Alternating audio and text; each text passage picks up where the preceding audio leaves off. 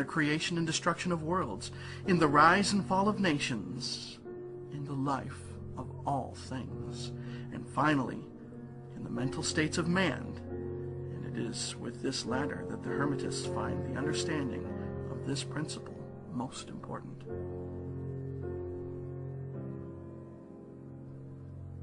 The Hermetists have grasped this principle, finding its universal application, and have also discovered certain means to overcome its effects in themselves by the use of the appropriate formulas and methods. They apply the mental law of neutralization. They cannot annul the principle or cause it to cease its operation, but they have learned how to escape its effects upon themselves to a certain degree, depending upon the mastery of the principle. They have learned how to use it instead of being used by it. In this and similar methods consist the art of the Hermetist. The master of Hermetics polarizes himself at the point at which he desires to rest, and then neutralizes the rhythmic swing of the pendulum which would tend to carry him to the other pole.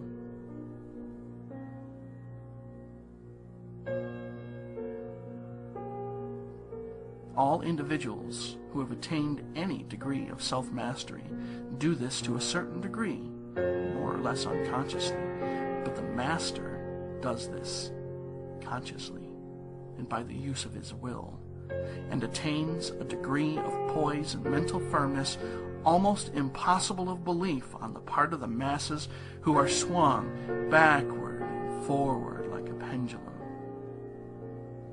This principle and that of polarity have been closely studied by the Hermetists, and the methods of counteracting, neutralizing, and using them form an important part of the Hermetic mental alchemy.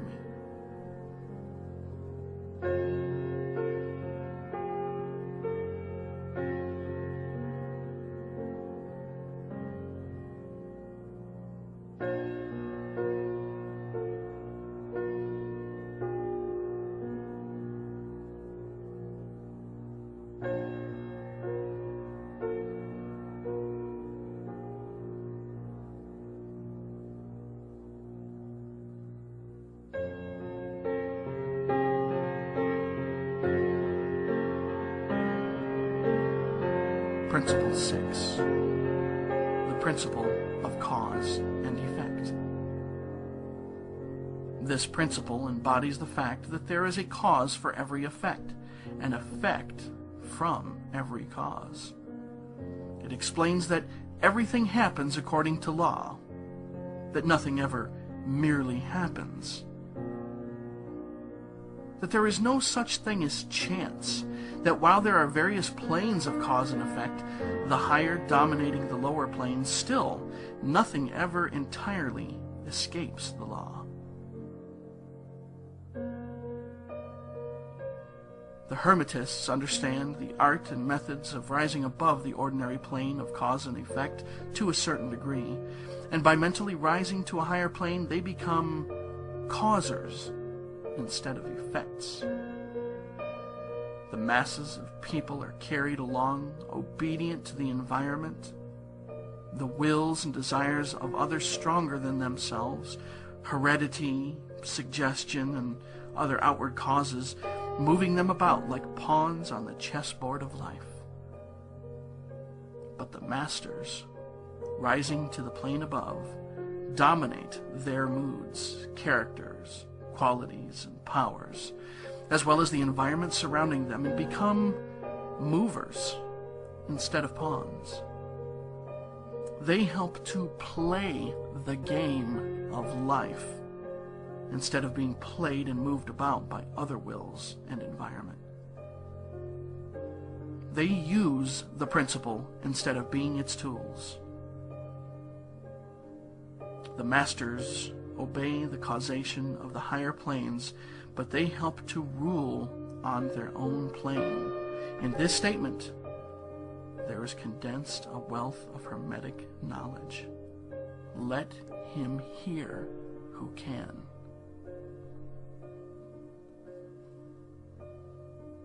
Principle 7.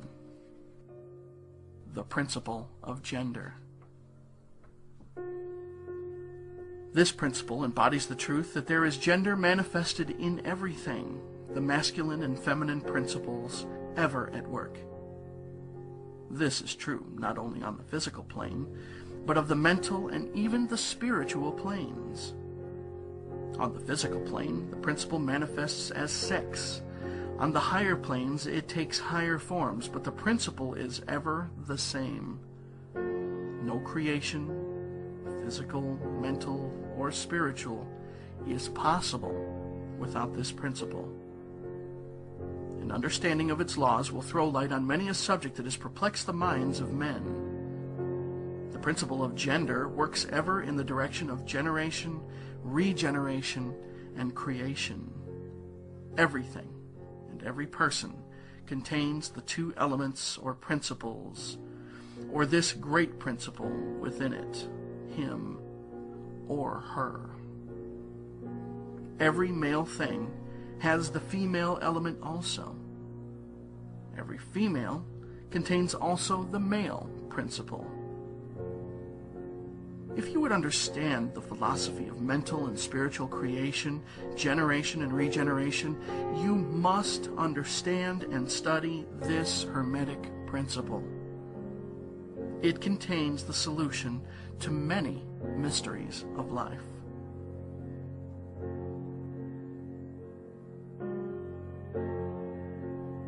Caution you that this principle has no reference to the many base, pernicious, and degrading lustful theories, teachings, and practice which are taught under fanciful titles and which are a prostitution of the great natural principle of gender. Such base revivals of the ancient infamous forms of phallicism tend to ruin mind, body, and soul, and the Hermetic philosophy has ever sounded the warning note against these degraded teachings which tend towards lust, licentiousness, and perversion of nature's principles. If you seek such teachings, you must go elsewhere for them. Hermeticism contains nothing for you along these lines. To the pure, all things are pure. To the base, all things are base.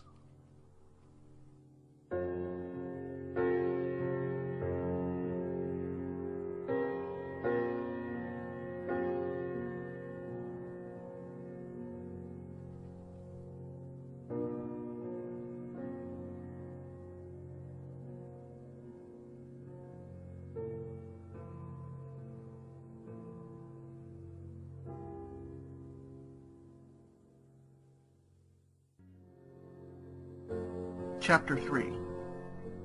Mental Transmutation. A quote from the Kybalion. Mind, as well as metals and elements, may be transmuted from state to state, degree to degree, condition to condition, pole to pole, vibration to vibration. True Hermetic transmutation is a mental art. As we have stated, the Hermetists were the original alchemists, astrologers, and psychologists, Hermes having been the founder of these schools of thought. From astrology has grown modern astronomy. From alchemy has grown modern chemistry. From the mystic psychology has grown the modern psychology of the schools. But it must not be supposed that the ancients were ignorant of that which the modern schools suppose to be their exclusive and special property. The records engraved on the stones of ancient Egypt show conclusively that the ancients had a full, comprehensive knowledge of astronomy, the very building of the pyramids showing the connection between their design and the study of astronomical science. Nor were they ignorant of chemistry. for the fragments of the ancient writings show that they were acquainted with the chemical properties of things. In fact, the ancient theories regarding physics are being slowly verified by the latest discoveries of modern science, notably those relating to the constitution of matter. Nor must it be supposed that they were ignorant of the so-called modern discoveries in psychology. On the contrary, the Egyptians were especially skilled in the science of psychology, particularly branches that the modern schools ignore, but which, nevertheless, are being uncovered under the name of psychic science, which is perplexing the psychologists of today and making them reluctantly admit that there may be something in it after all.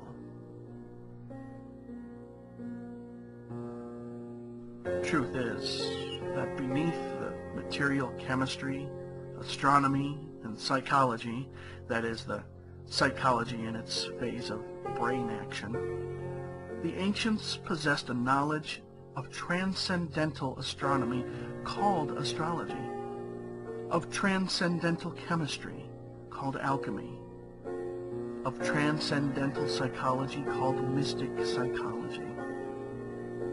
They possess the inner knowledge as well as the outer knowledge, the latter alone being possessed by modern scientists.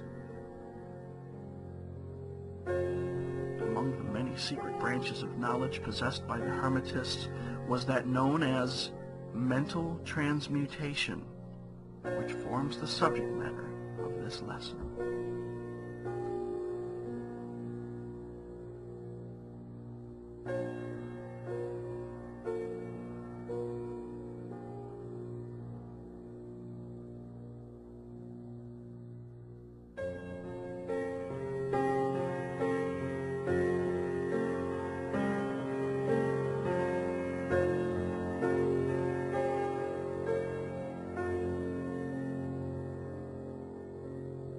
Transmutation is a term usually employed to designate the ancient art of the transmutation of metals, particularly of the base metals, into gold. The word transmute means to change from one nature, form, or substance into another, to transform, according to Webster's dictionary. And accordingly, mental transmutation means the art of changing and transforming mental states, forms, and conditions into others. So you may see that mental transmutation is the art of mental chemistry, if you like the term, a form of practical mystic psychology. But this means far more than appears on the surface. Transmutation, alchemy, or chemistry on the mental plane is important enough in its effects, to be sure. And if the art stopped there, it would still be one of the most important branches of study known to man. But this is only the beginning. Let's see why.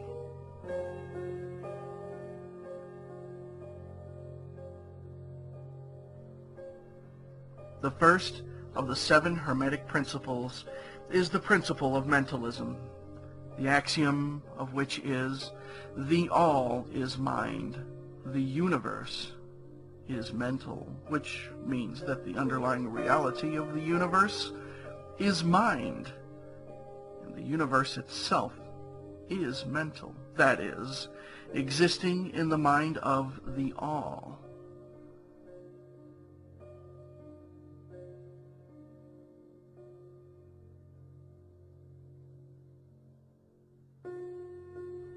We shall consider this principle in succeeding lessons, but let us see the effect of the principle, if it be assumed to be